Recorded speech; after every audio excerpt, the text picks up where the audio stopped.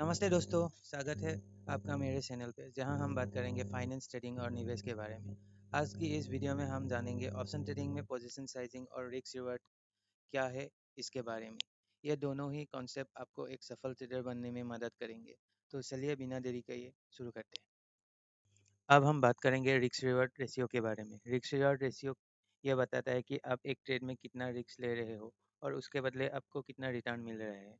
Example के लिए, अगर आप किसी एक ट्रेड में 1000 रुपीज़ का रिस्क ले रहे हो, आप उम्मीद कर रहे हो कि उसके बदले में आप 2000 रुपीज़ का प्रॉफिट करोगे, तो आपका रिस्क रिवॉर्ड रेशियो होगा 1:2। इसका मतलब आप हर एक रुपये में आप रिस्क पर आप 2 रुपये कमाने की कोशिश कर रहे हैं। ट्रेडिंग में एक अच्छा रिस्क रिवार्ड रेशियो होना बहुत ही ज़रूरी है, क्योंकि ट्रेडिंग आपका लॉन्ग टर्म में इसी के ऊपर डिपेंड करेगा कि आपका रिस्क रिवार्ड रेशियो कैसा है।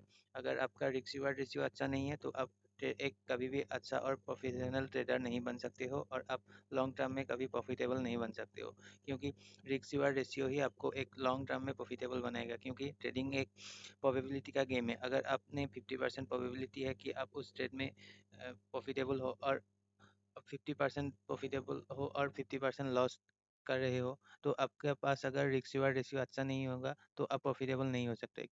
एग्जांपल के लिए, अगर आपने 1000 रुपये का 10 ट्रेड लिया, तो आपका रिस्क रिवार्ड रेशियो हो गया 1:2। अगर मान लीजिए आप 50% प्रॉफिटेबल हो और 50% लॉस किया, आपने टोटल लॉस किया 5000 रुपीज़ और आपने टोटल प्रॉफिट किया 10,000 रुपीज़, तो आपका नेट प्रॉफिट होगा 5000 रुपीज़। ऐसे ही लॉन्ग टर्म में आप जितना ज़्यादा रिस्क रिवार्ड रेशियो रख के जितना ज़्यादा ट्रेड लोगे, उसके उसके बाद जो नेट प्रॉफिट बचेगा, आप एक लॉन्ग टर्म में अगर आपने प्रॉफिट किया तो आप एक अच्छे ट्रेडर और अच्छे निवेशक बन सकते हो। अब हम सीखेंगे ऑप्शन में स्ट्रेटजी कैसे बिल्ड किया जाता है। हमने सीखा कॉल बाय या सेल करने से क्या होता है, और पुट बाय या सेल करने से क्या होता है। हमने नेकेड कॉल ऑप्शन और पुट ऑप्शन की बाय और सेलिंग को समझा, और उसको समझने के लिए हम एक ग्राफ का उपयोग करेंगे। उस ग्राफ में हम सेंसिबल का ये स्ट्रेटजी बिल्डर यूज कर रहे हैं। उसके बाद हम सीखेंगे वर्टिकल स्प्रेड। वर्टिकल स्प्रेड 4 प्रकार का होता है। एक होता है लॉन्ग कॉल स्प्रेड, एक होता है शॉर्ट कॉल स्प्रेड, और एक होता है लॉन्ग पुट स्प्रेड और शॉर्ट पुट स्प्रेड।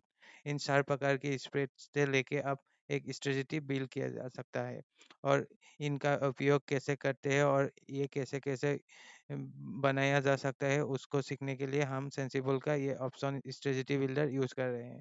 तो आइए समझते हैं पहले लॉन्ग कॉल स्प्रेड क्या होता है।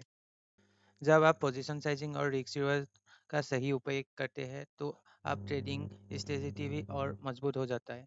हर आप ध्यान रखें, हर ट्रेड से पहले आप ये तय कर लें आप कितना रिस्क उठा सकते हैं, और हमेशा ट्रेड चुने जिसका रिस्क रिवर्ड 1:2 या उससे ज़्यादा है। कभी भी आप पूरे कैपिटल को ट्रेड में ना लगाएं। इससे आपकी नुकसान सीमित रहेगी और आपका मुनाफा बढ़ने का संभावना भी बढ़ेगी। दोस्तों, ऑप्शन ट्रेडिंग में पोजीशन साइजिंग और रिस्क रिवार्ड की समझना बहुत ही ज़रूरी है, और उसको पालन करना बहुत ही ज़रूरी है। इससे केवल ना आपकी नुकसान कम होंगी बल्कि आपकी कमाई भी बढ़ेगी। तो आप पोजीशन साइजिंग और रिस्क रिवार्ड रेशियो ये दोनों हर एक ट्रेड में आप हमेशा ध्यान रखें कि पोजीशन साइजिंग और रिस्क रिवार्ड रेशियो बना के रखें, नहीं तो आप एक अच्छे प्रॉफिटेबल ट्रेडर नहीं बन पाओगे। सबसे पहले बात करेंगे लॉन्ग कॉल स्प्रेड के बारे में। ये स्ट्रेटेजी तब इस्तेमाल होता है जब आप ये उम्मीद कर रहे हो कि स्टॉक की प्राइस धीरे धीरे बढ़ेगा। उसमें आप कॉल ऑप्शन को खरीदते हैं एक लोअर स्ट्राइक प्राइस पे, और एक हायर स्ट्राइक प्राइस पर आप बेच देते हो। मान लीजिए आपने 100 रुपये का स्ट्राइक प्राइस पर एक कॉल ऑप्शन को खरीदा, और 110 रुपये स्ट्राइक प्राइस पर आपने एक कॉल ऑप्शन को बेच दिया। इसमें आपकी प्रॉफिट लिमिट तय हो जाएगी, लेकिन आपका रिस्क भी कम हो जाएगा। अब हम बात करते हैं शॉर्ट कॉल स्प्रेड के बारे में। शॉर्ट कॉल स्प्रेड में आप लोअर स्ट्राइक प्राइस पे एक कॉल ऑप्शन बेच देते हो, और हायर स्ट्राइक प्राइस पे सेम क्वांटिटी का कॉल ऑप्शन बाय कर लेते हो। इससे आपका लिमिट तय हो जाता है। मान लीजिए आपने 110 रुपये का स्ट्राइक प्राइस का एक कॉल ऑप्शन बेच दिया है, और 110 रुपये स्ट्राइक प्राइस पर एक कॉल ऑप्शन खरीद लिया है।